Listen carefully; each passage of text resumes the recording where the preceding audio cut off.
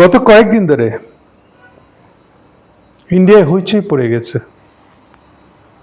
আগামীকাল election, vote দিতে হবে আগামীকালকে।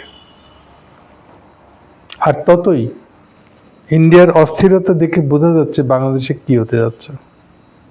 অর্থাৎ বাংলাদেশে ফলাফলের যে একটা ওলটপালট হবে, এটা ইন্ডিয়ানদের নড়াচড়া দেখে পরিষ্কার। প্রতিদিনই তারা একটা করে রিপোর্ট চাচ্ছে। এটার জন্য তারা বেছে নিয়েছে দুইটা মিডিয়া। একটা হচ্ছে রয়টার্স, আমি আবার আগেও বলেছি, আবার মনে করে দিই, রয়টার্স মানে এটা ইন্টারন্যাশনাল রয়টার্স না, এটা ইন্ডিয়ান রয়টার্স, যা মোদি গভর্নমেন্টের দখলে যে মিডিয়াটা, এটা হলো ইন্ডিয়ান রয়টার্স বলে আমি আপনাদেরকে বুঝাই। সো একটা হলো ইন্ডিয়ান রয়টার্স, আর একটা হলো বিবিসি বাংলা। আরও আপনাদের চেনার জন্য সহজ করে দিই, বিবিসি বাংলার রিপোর্টটা কে লিখতেছে, উপরের নামটা কার আছে? শুভজ্যোতি টাইপের নাম থাকে, যদি শুভজ্যোতি ঘোষ, তাহলে বুঝবেন যে এটা ইন্ডিয়ার থেকেই পাবলিশ করা হয়েছে। বাংলাদেশি কোনো নাম, মুসলমান নাম দেখলে বুঝবেন এটা বাংলাদেশ থেকে গেছে ডেফিনেটলি। সেটাও ডেফিনেটলি আবার ইন্ডিয়ায় যে রয়টার্স হেডকোয়ার্টারটা আছে, সেখান থেকে এটা কন্ট্রোল হয়ে হয়েছে বাংলাদেশি কোনো লেখকের, হয়তো অটুকালি তফাৎ। কিন্তু এখন আমার মনে হয় না বাংলাদেশের ভিতর থেকে কোনো রিপোর্ট আসবে। এই লেখাটাও কালকে চাপা হয়েছে শুভজ্যোতির, দিল্লি থেকে বসে লিখছে বলে দাবি করেছে, সত্যমিথ্যা জানি না। ওকে, সেটা তো একইভাবে বাংলাদেশের রাজনীতিতে এবার ইলেকশনে যে জামাতের জয়ের সম্ভাবনা প্রবল হয়ে উঠেছে, তা রিফ্লেক্টেড এই রিপোর্টেও, ভিতরে আরও সাংঘাতিকভাবে। এই রিপোর্টের প্রধান বৈশিষ্ট্য হলো ইন্ডিয়া যে আওয়ামী লীগের হাত ছেড়ে দিচ্ছে তার ইঙ্গিত না বলা ভালো, অলমোস্ট সরাসরি বলে ফেলছে। আবার বলছি প্রসঙ্গটা, ইন্ডিয়া আওয়ামী লীগের হাত ছেড়ে দিচ্ছে। একটা আপনি বলতে পারেন যে ইন্ডিয়ার পোল্টি মারা সাডেনলি মোড় নিয়ে বলছে, অন্যদিকে চলে যাচ্ছে, বলতে পারেন আপনি। হেডলাইনটা হলো, পুরনো বন্ধু আওয়ামী লীগের থেকে ভারত কি ক্রমশ দূরে সরে যাচ্ছে। অর্থাৎ হেডলাইনের মধ্যেও তারা লুকায় নেই তাদের এই রিপোর্টটার মতলবটা কি। আসলে এই রিপোর্টটা হলো স্বীকার করে নিয়েও একটা অস্বীকার করা। একদিকে স্বীকার করছে যে ইন্ডিয়া আওয়ামী লীগ তার কাছের, আবার অস্বীকার করছে ন্যাশনাল ইন্টারেস্ট আছে না, ইন্ডিয়ার নিজের স্বার্থ আছে না, ওটা পার হয়ে তো সে আওয়ামী লীগ হেল্প করতে পারবে না। এই হলো এই রিপোর্টটার সার কথা। কি আছে ভেতরে এখন ডিটেলে ঢুকবো আমরা। 2024 5ই আগস্টের পরে আওয়ামী লীগের হাজার হাজার নেতাকর্মীকে, এমপিকে, সমর্থক অ্যাক্টিভিস্টদেরকে ভারতে আশ্রয় দেওয়া হচ্ছে। নিজের ক্রেডিট জাহির করতেছে। ভারতের মাটি থেকে যতটা সম্ভব তারা তাদের রাজনৈতিক কর্মকাণ্ড চালিয়ে যাচ্ছে। অর্থাৎ ইন্ডিয়া যে তাদেরকে অ্যালাউ করেছে এই অবৈধ কার্যক্রমটা চালানোর, বাংলাদেশ বিরোধী তৎপরতাটা চালাতে দিয়েছে আওয়ামী লীগকে, এটা স্বীকার করে নিল। এই সময়কালের মধ্যে ভারত অজস্রবার আনুষ্ঠানিকভাবে বলেছে তারা একটা ইনক্লুসিভ নির্বাচন চায়। অর্থাৎ আওয়ামী লীগকে যদি ভিতরে ঢুকাইতে হবে, এটা এইটুকু লিপ সার্ভিস ইন্ডিয়া দিয়েছে। কিন্তু ভারত চেয়েছে সে দেশের নির্বাচনে আওয়ামী লীগ লড়বার একটা সুযোগ পাক, বলেও দিচ্ছে, স্বীকার করে নিয়েছে। কিন্তু এটা তাদের রিয়েলাইজেশন এর কথাই বলছে।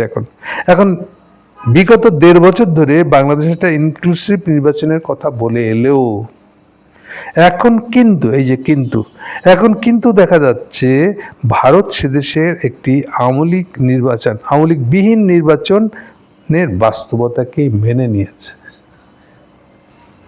বোঝা গেল, ইন্ডিয়া যে মেনে নিচ্ছে আওয়ামী লীগ ছাড়াই একটা ইলেকশন হবে, এই বাস্তবতাটাকে অ্যাকসেপ্ট করে নিয়েছে। আনুষ্ঠানিকভাবে কোনো প্রতিবাদ জানা নেই এই ইলেকশনের, আগামীকাল যে ইলেকশনটা হবে সেটার। বরং যে দল দুটি ঢাকায় ক্ষমতা আসার সম্ভাবনা আছে, সেই বিএনপি ও জামাতে ইসলামী, দেখেন এত স্বীকার করে নিল, কিন্তু বিএনপি ও জামাতে ইসলামের প্রতি এক ধরনের আউটরিচ বলতে বোঝাচ্ছে তাদের সাথে যোগাযোগ স্থাপন করেছে, ছুঁয়ে দেখার, পৌঁছানোর চেষ্টা করছে ইন্ডিয়া। সেটাও এই রিপোর্টে লুকায় নেই। মাত্র কয়েক সপ্তাহ আগে ভারতের প্রধানমন্ত্রী অনেক লম্বা গল্প হচ্ছে। সার কথা হলো জয়শঙ্কর সুযোগ পায় তারেকের সাথে দেখা করে গেছে, এটাকে তারা খুব পজিটিভলি দেখাচ্ছে। এখন দীর্ঘদিনের মিত্র আস্থাভাজন আওয়ামী লীগের সম্পর্কে ভারতের অবস্থান কি হতে চলছে হচ্ছে প্রসঙ্গ। হেডলাইন, সাব হেডলাইন, চিরস্থায়ী বন্ধু বলে কেউ হয় না, শেষ। অর্থাৎ আওয়ামী লীগ ইন্ডিয়ার চিরস্থায়ী বন্ধু না। একদিন কিন্তু বলে আসছে, বিশেষ করে আমার নিজের দেখা অগ্নিহোত্রী রিপোর্ট যতগুলো দেখছি আমি, সেগুলোর প্রত্যেকটাতে তার প্ল্যান, কেন এইটাই তাদের একমাত্র প্ল্যান, কেন এটাই সাকসেসফুল হবে, অর্থাৎ আওয়ামী লীগকে দিয়েই বাংলাদেশে ঢুকতে হবে ইন্ডিয়ার, এইটার পক্ষে সে নিরন্তর আগ্রহ করে গেছে। আর আজকে কি বলছে, চিরস্থায়ী বন্ধু বলতে কিছু নাই, অর্থাৎ আমরা আওয়ামী লীগের হাত ছেড়ে দেওয়ার জন্য রেডি হয়ে গেছি। দিল্লিতে অনেক পর্যবেক্ষকই মনে করেন বাংলাদেশের একটি রাজনৈতিক দলের সঙ্গে চিরকাল ভারত সম্পর্ক রাখবে, এটা ঠিক না। এমন আশা করাটা বাড়াবাড়ি। প্রত্যেকটা বাক্য বলছে যে ইন্ডিয়ার আওয়ামী লীগকে ছেড়ে যাওয়ার সময় হয়ে গেছে। সাবেক ভারতীয় কূটনীতিবিদ সোমেন রায় লিখেছে, সোমেন রায় গতকালকের রিপোর্টও দিয়েছে, আমি উল্লেখ করেছিলাম আপনাদেরকে। দেখেন, আন্তর্জাতিক সম্পর্কের ক্ষেত্রে পার্মানেন্ট ফ্রেন্ড বলে কিছু নাই, মানে আমরা এখন আওয়ামী লীগের হাত ছেড়ে দেব, পার্মানেন্ট এনিমি বলেও কেউ হয় না, মানে আমরা এখন জামাতের দিকে যাব। ন্যাশনাল ইন্টারেস্টই গুরুত্বপূর্ণ। সুতরাং আওয়ামী লীগ যখন ফ্রেন্ড ছিল তখন হয়েছে, কাজ হয়েছে, কিন্তু ন্যাশনাল ইন্টারেস্টের গুরুত্ব সবচেয়ে বেশি। ইন্ডিয়া তার ন্যাশনাল ইন্টারেস্ট, জাতীয় স্বার্থ দেখবে সবার আগে জাতীয় স্বার্থের জন্য তারা জামাতের কাছে চলে যাবে, এটাই বলতে যাচ্ছে।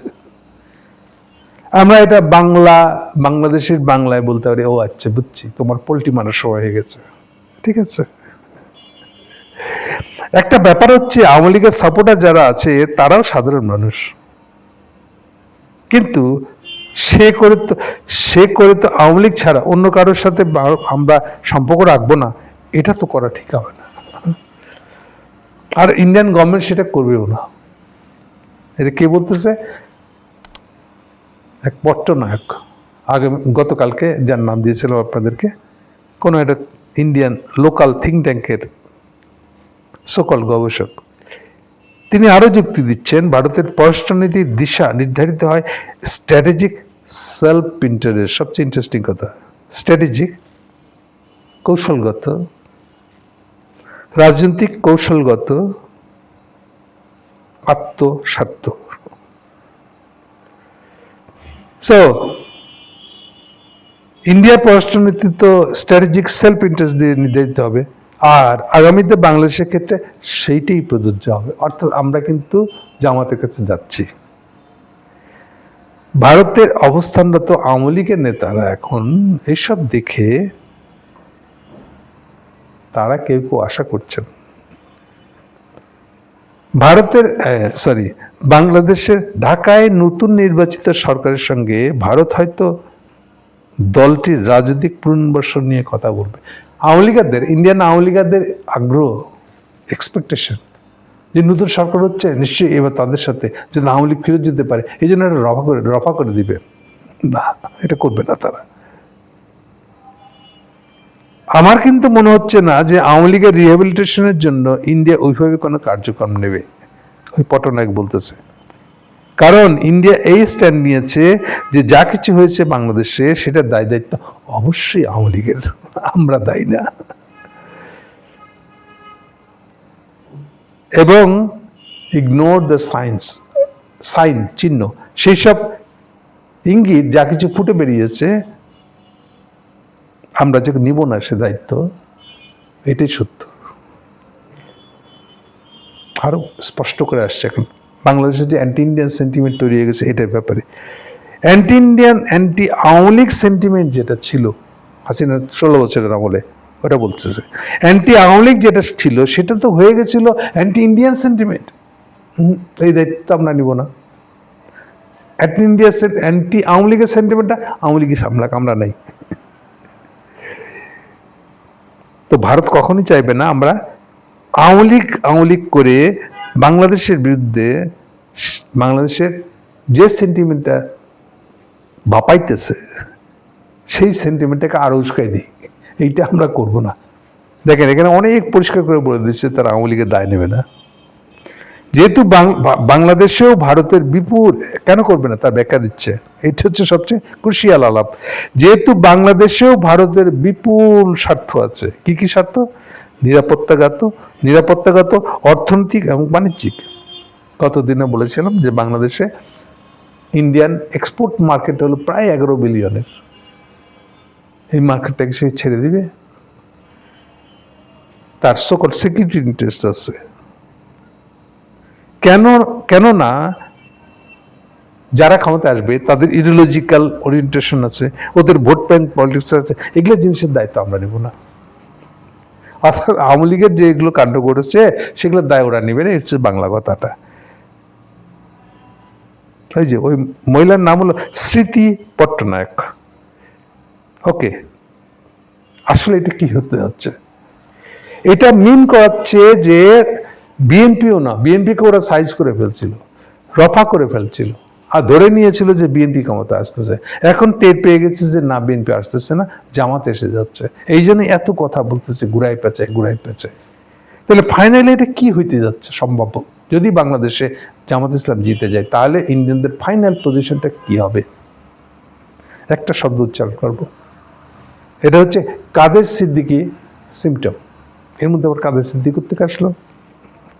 কাদের সিদ্দিক সিমটমটা হলো এরকম: কাদের সিদ্দিক শেখ মুজিব 15ই আগস্টে খুন হয়ে যাওয়ার পরে দলবল নিয়ে ইন্ডিয়া পড়েছিলেন, ইন্ডিয়া আশ্রয় নিয়েছিলেন। ইন্ডিয়া তাদেরকে ট্রেনিং দিয়ে, অস্ত্র দিয়ে, খাওয়া দাওয়া দিয়ে বাংলাদেশে স্যাবোটোজমূলক, অন্তর্ঘাতমূলক কাজ, রেল লাইন উপরে ফেলা, সরকারি অফিসে হামলা করা, এগুলো শুরু করে দিয়েছিল। এবং এইভাবে কয়েক মাস চলার পরে জিয়ার সরকার, তখন প্রেসিডেন্ট জিয়া ক্ষমতা এসে গেছেন। ওনার কঠোর নীতি, আর্মির কঠোর চাপ সৃষ্টি ওদের উপরে, এই কাদেরিয়া বাহিনী বলতো ওরা নিজেদেরকে, তাদের উপরে। প্লাস একটা সুবিধা পেয়েছিল, ততদিনে মোরারজি দেশে ক্ষমতা এসে গেছে। এই সব কিছু মিলায় ইন্ডিয়ার সিদ্ধান্ত নেয় ওরা কাদেরিয়া বাহিনীকে ইন্ডিয়াতে ফেরত দিলে, কাদেরিয়া বাহিনীকে ইন্ডিয়া থেকে বাংলাদেশের উপর ডাম্প করে দিবে তারা। একদিন যাদেরকে আদর করে কোলে তুলে নিয়েছিল, কাদেরিয়া বাহিনী খুব বীরত্বের সাথে ইন্ডিয়াতে জায়গা পেয়েছিল, খাওয়া দাওয়া পাচ্ছিল, স্যাবোটাজমূলক কাজ করতে পারছিল, অস্ত্র পাচ্ছিল, ট্রেনিং পাচ্ছিল, বাংলাদেশে আসছিল। ইন্ডিয়া তখন সিদ্ধান্ত নিয়েছে যে এইবার এই পুরো কাদেরিয়া বাহিনীকে নিয়ে বাংলাদেশের ঘরে থুপে দিবে, ফেলে দিবে। ঠিক সেই জন্য বলছি যে এই সিচুয়েশনটা এখন হতে যাচ্ছে। ইন্ডিয়া আর আওয়ামী লীগকে সমর্থন করবে না, মানে হলো সবাইকে ফেরত দিয়ে দিবে বাংলাদেশে। মানে সোজা বলবে যে তোমরা ইন্ডিয়াতে থাকতে পারবে না, তাতে তোমরা বাংলাদেশে চাইলে আমরা পাঠাই দিচ্ছি, আর যদি থার্ড কোয়ার্টার আনতে চলে যেতে চাও চলে যাও, কিন্তু ইন্ডিয়াতে থাকতে পারবে না। এইটা ইন্ডিয়ানরা এই সিদ্ধান্ত নিতে যাচ্ছে। এটাকে আমি বলতেছি কাদের সিদ্দিকী সিমটম। এখন সে প্রশ্নটা উঠবে, আচ্ছা এটা তার মানে অলরেডি গৃহীত একটা অবস্থান যে জামাত জিতলেই ইন্ডিয়া থেকে সমস্ত আওয়ামী লীগারদেরকে বাইর করে দিবে ইন্ডিয়া। তার অর্থ যদি হয় তারা বাংলাদেশে ফেরত আসতে চাইবে, নিয়ে পাঠিয়ে দিবে, বর্ডার খুলে দিবে। থার্ড কান্ট্রিতে যেতে চাই তাও পাঠিয়ে দিবে, কিন্তু ইন্ডিয়াতে আগের মতো রাখতে দেবে না। ওকে, কিন্তু যে প্রশ্নটা এর ভিতর থেকে গেল সেটা হলো হাসিনাকে তাই করবে? অথবা যেই লোকগুলো অলরেডি বাংলাদেশে ফাঁসির আসামি, ফাঁসির সাজাপ্রাপ্ত আসামি যারা হাসিনার মতন, তাদেরকে এরকম করবে? উত্তর হলো যে না। সেইটা নিয়ে পরের প্রসঙ্গে আলো করেছে। সেখানে পরিষ্কার করে বলেছে হাসিনা বাদে, যা বলেছে তার সাধারণ মানেটা হবে হাসিনা বাদে সবাইকে, মানে ওবায়দুল কাদের থেকে শুরু করে তার নিচে যত আছে সবার বেলায় এই একই নিয়ম প্রযোজ্য হবে। তাদের সবাইকেই বলবে তোমরা বাংলাদেশে ফিরে যেতে চাও কি চাও না, আমরা তুলে দিতে পারি, আর নাহলে থার্ড কোনো কান্ট্রিতে যাও, আমরা কোনো দায় দায়িত্ব নেব না। কেবল হাসিনাকে তারা জায়গা দিবে, এই হচ্ছে তাদের সিদ্ধান্ত। এবার জাস্টিফাই করছে, দেখেন আর এক কুতুব আসছে, প্রিয়জিৎ দেব সরকার নামের বাহার, বলছে কেন করবে ভারত এটা? ভারত চিরকালই সেকুলারিজম, ডেমোক্রেসি, প্লুরালিজম এবং একটি বাঙালি কালচারাল আইডেন্টিটির জন্য লড়ছে। এই যে লাস্টের শব্দটা, বাঙালি কালচারাল আইডেন্টিটি, ইন্ডিয়া বাঙালি কালচারাল আইডেন্টিটির জন্য লড়ছে। ইন্ডিয়াতে সবাই কি বাঙালি? না, উনি নিজে বাঙালি, উনি কলকাতার বাঙালি বলে এই কথাটা বলছে, কিন্তু আসল কথা এটা না।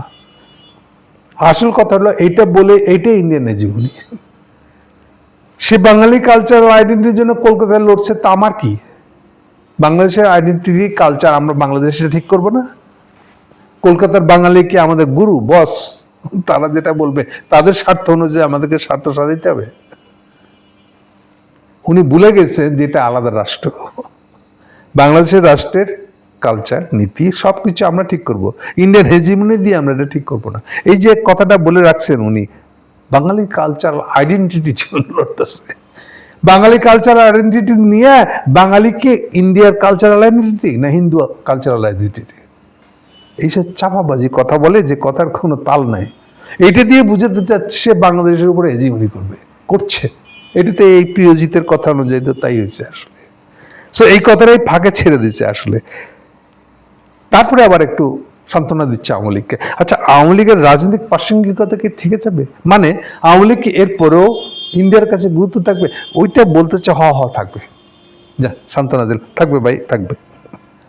এবার আরো বড় সান্ত্বনা দিচ্ছে, দেখেন শেখ মুজিব মারার পরে কিন্তু আওয়ামী লীগের ফেরত আসতে বাংলাদেশের রাজনীতি 20 বছর সময় লাগছে। না, এটা ভুল কথা, মিছা কথা এটা। কেন? শেখ মুজিব মরছিল 75 সালে, হাসিনা ফিরে ক্ষমতায় আসছিল 96 সালে। এখান থেকে ধরলে 20 বছর মনে হবে, কিন্তু কথা সেটা না। 79 সালে যে জিয়া রহমান আমলে সেকেন্ড ইলেকশন, যেটা 73 ইলেকশনের পরে নেক্সট ইলেকশন হয়েছিল জিয়ার আমলে 79 সালে মার্চের দিকে। এই ইলেকশনের সময় আওয়ামী লীগ পার্টিসিপেট করে নাই।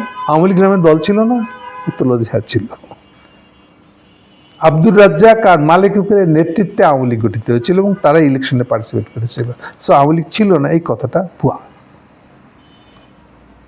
তাহলে আওয়ামী লীগ ফিরে আসবে কি না আসবে, এখানে তার মানে তারা পৈতৃক সূত্রে বলতেছে হাসিনা না হলে এটা আওয়ামী লীগ হয় নাই।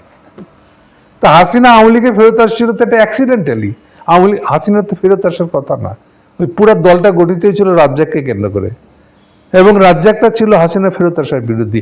এমন বিরোধী যে হাসিনা ফেরত আসার পরে বলতেছিল, দেওয়ালে চিকা মারছিল, রক্তের উত্তরাধিকার আমরা অস্বীকার করি। মানে বুঝছেন, মানে হাসিনাকে আমরা অস্বীকার করি। এবং এই বলে সে আওয়ামী লীগ ভেঙে বেরিয়ে গিয়ে, হাসিনা আওয়ামী লীগ ভেঙে বেরিয়ে গিয়া বাকশাল নামে নতুন দল করছিল এই আব্দুর রাজ্জাক। কাজে এগুলা গল্প মারতেছে কি জন্য আসলে ইন্ডিয়ানরা? ওরা বলতে চাচ্ছে যে হাসিনা আর আওয়ামী লীগ না হলে, শেখ ফ্যামিলির লোকের রক্তের সম্পর্কের লোকেদের আওয়ামী লীগ না গেলে ওটা আওয়ামী লীগ না। এই হচ্ছে তাদের কথা আসলে। ওকে, চাপা মারতেছে আওয়ামী লীগ থাকবে, আচ্ছা ওটা আবার আমরা ব্যবহার করবো, এইটা হচ্ছে সার কথা। কিন্তু এখন আমরা জামাত ক্ষমতা আসলে জামাতের সাথে সম্পর্ক করবো, এটা হচ্ছে সার কথা। আশা করি আপনারা বুঝতে পারছেন পলিটিক্যাল লোক ইন্ডিয়া কেমন। এখন যা বললাম তার সার কথাটা কি? সার কথা হলো যে ইন্ডিয়ানরা জামাত ইসলাম ক্ষমতায় যাচ্ছে এটা মেনে নিয়ে কথাবার্তা বলা শুরু করছে। এটা হচ্ছে এর সার কথা। Thank you.